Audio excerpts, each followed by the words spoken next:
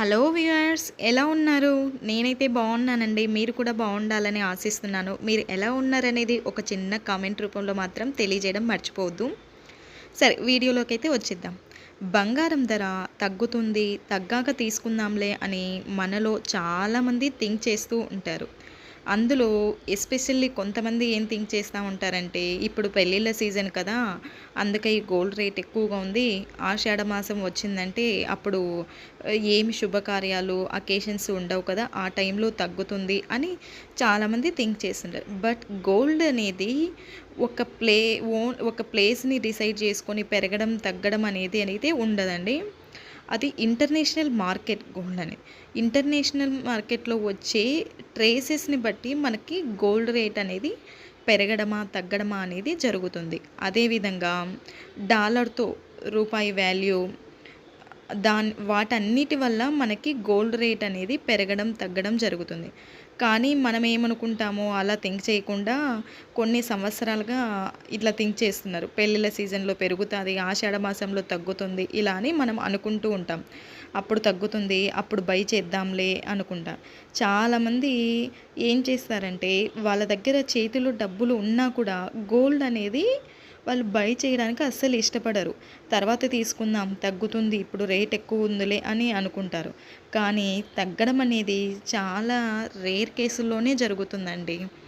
ఒక్కసారి ఒక వాల్యూ దగ్గరికి వెళ్ళిపోయిన తర్వాత మళ్ళీ ఆ వాల్యూ నుంచి తగ్గడం అనేది చాలా తక్కువ సార్లు, అంటే తక్కువ సార్లు మాత్రమే జరుగుతుంది. ప్లస్ ప్రజెంట్ అయితే గోల్డ్ రేటు గ్రాడ్యువల్‌గా పెరుగుతూనే ఉంది. ఈ పెరిగేది పెరిగి పెరిగి ఒక పాయింట్ దగ్గర వరకు వెళ్ళి అక్కడ ఆగుతుంది. ఒక సంవత్సరం పాటు అక్కడే ఆగిపోతుంది. దాని తర్వాత మళ్ళీ పెరగడమే ఉంటుంది, కానీ తగ్గడం మాత్రం ఎప్పుడో ఒక్కసారి మాత్రమే తగ్గడం అనేది జరుగుతుంది. ఆ తగ్గినప్పుడు మన దగ్గర డబ్బు ఉంటుందో ఉండదో తెలీదు. అందుకని మనం ఏం చేయాలంటే, మన దగ్గర గనక డబ్బు ఉంటే, లేకపోతే ఎవరము ఏం చేయలేం. ఇన్ కేస్ మన దగ్గర డబ్బు ఉంది, గోల్డ్ కొనాలి అనే థాట్ ఉంది అనిపిస్తే మనం కొనడమే చాలా మంచిదండి. అలా కాకోకుండా మనము ఇప్పుడు ఎక్కువగా ఉంది రేటు, తగ్గుతుంది, తగ్గినప్పుడు కొందామని వెయిట్ చేస్తూ కూర్చున్నామంటే అది తగ్గేదంటూ ఉండదు. మన దగ్గర ఉన్న డబ్బులు మొత్తం అన్నీ అయిపోతాయి. ఏదో ఒక సమస్య వస్తుంది, ఏదో ఒక దానికి వాడేస్తాం. సరే పోనీ మళ్ళీ ఒకవేళ వచ్చిన తర్వాత కొందాము తక్కువ రేట్ అన్నప్పుడు ఆ టైంకి మన దగ్గర ఉండకపోవచ్చు. సో మనము మెయిన్‌గా గుర్తుపెట్టుకోవాల్సిన పాయింట్ ఏంటంటే, గోల్డ్ అనేది ఒక ఇంటర్నేషనల్‌లో మార్కెట్ లో వచ్చే ప్రజెంట్ సిట్యుయేషన్స్ వల్ల జరుగుతాయి.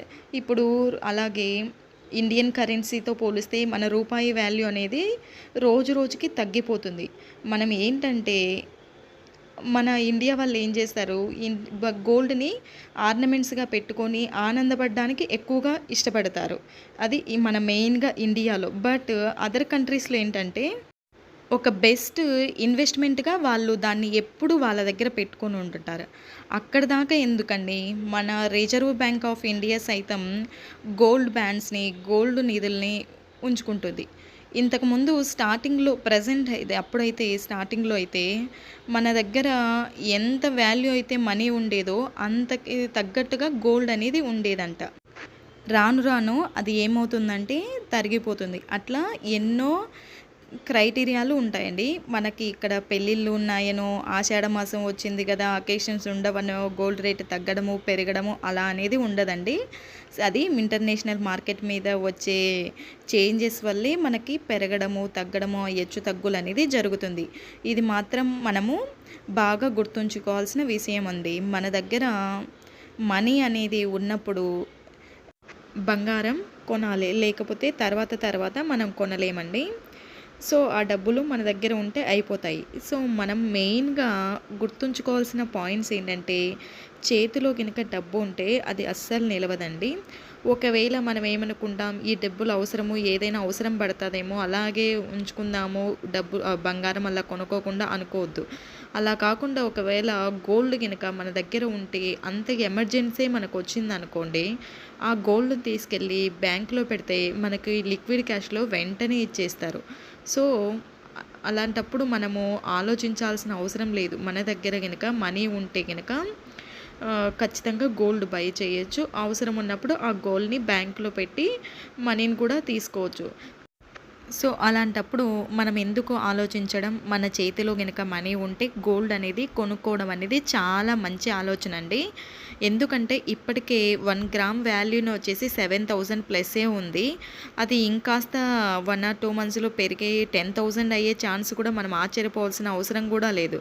సో, అలాంటప్పుడు మనం ఒక 10 గ్రాములు కొనాలంటే ఈజీగా మన దగ్గర 1,00,000 అబోవే ఉండాలి. అప్పుడు మాత్రమే మనం 10 గ్రాములు కొనగలుగుతాం. అందుకని మనం చేతిలో డబ్బులు గనక ఉంటే ఆలోచించకుండా తగ్గుతుందని గోల్డ్‌ని బై చేయడమే బెస్ట్ ఐడియా అండి. మీకు ఈ వీడియో ఎలా అనిపించిందో నాకు కామెంట్ రూపంలో తెలియజేయడం మాత్రం మర్చిపోవద్దు.